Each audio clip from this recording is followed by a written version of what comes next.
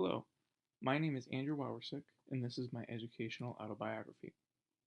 I did all of my schooling prior to college at Shepherd Public Schools, which is about a 10-minute drive south of CMU, about halfway between Mount Pleasant and Elma. My educational journey began with me attending Shepherd Elementary School for kindergarten all the way up to 5th grade. Next up was Shepherd Middle School, which I attended from 6th grade until 8th grade. 6th grade was definitely the year that the most change had ever happened to me as a student. Not only did I now have 6 different classes that I had to switch between throughout the day, but all the 6th graders from Wynn Elementary also joined us. Wynn Elementary is a small school located about a 15-minute drive northwest of Mount Pleasant.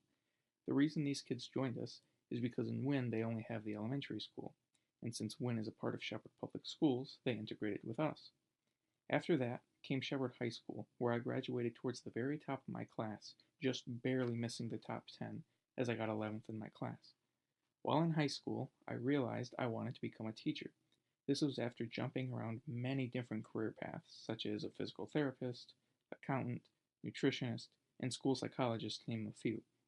Over the course of these 4 years, I not only learned a lot about academics, I also learned about what it means to be an honest and true person with good morals, thanks to the many wonderful teachers I had throughout the years, some of which became trusted mentors of mine.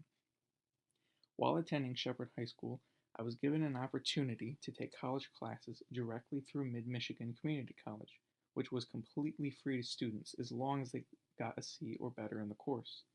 Starting my sophomore year of high school all the way up to graduation, I took 9 classes, which equaled to 27 college credits. These 9 classes that I took all transferred to CMU, filling up a vast majority of my UP and general education requirements. Going to CMU had always seemed to be a given for me, considering I grew up and went to school just a few minutes away. Plus, I already knew a lot about the university and just absolutely loved it. I want to be I want to become a high school teacher, teaching both history and social studies courses. I ideally would like to remain close to home upon graduating with my teaching degree, but at the same time, I wouldn't be entirely opposed to teaching in another state for a couple years just to get out and get a different experience. English had always been my least favorite subject in school, however. My perception of English was changed when I had my 11th and 12th grade English teacher. He made English fun and was always hysterical and fun to be around in class. I looked forward to going to his class every day because I knew I was going to learn a lot and not dread having to go there. My favorite assignment that we had to do in there was what was called an inspirational project. For this assignment, we could do literally anything that inspired us. Since I am so into baseball and have played for 14 years, I decided to make mine baseball themed. This teacher really brought out the best in my work and is really the person who inspired me to take pride in my schoolwork, meaning that whatever I turned in was going to be the very best of my ability. This was the first of 2 parts to my inspirational project. I took 2 old baseballs of mine and then did the stitching on both of them. I then took some of the red lacing and redid the lacing on the skin of the baseballs to make it look like an infield. Using the insides, I was then able to make the baselines, with one of my favorite quotes in the background. This is the second part of my inspirational project.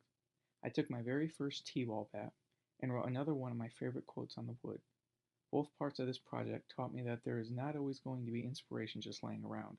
Sometimes I would need to make my own motivation and inspiration in order to keep pushing forward.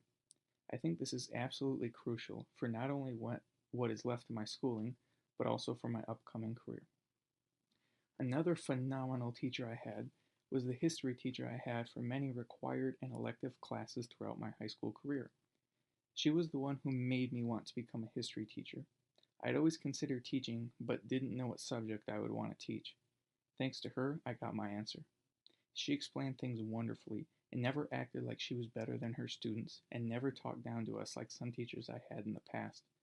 She made the classroom such an active learning environment and was always able to keep my full attention on learning about history. Throughout my high school experience, I did have one teacher I would consider to be bad, or at least gave me a very bad experience. I had this teacher multiple times throughout high school, and although his teaching methods never improved, I eventually learned how to teach myself the material in an effort to get by. I first had in my very first trimester of school my freshman year. Even worse, it was my very first class period.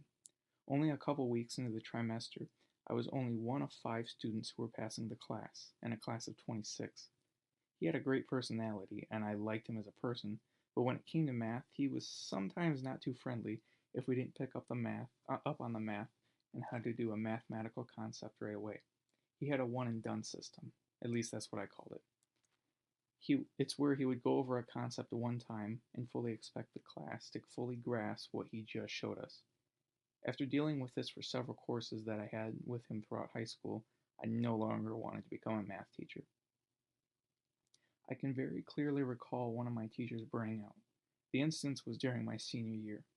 This teacher was good about putting in grades at first, but after about 3 weeks, he didn't put in another grade until 1 week prior to the end of the trimester.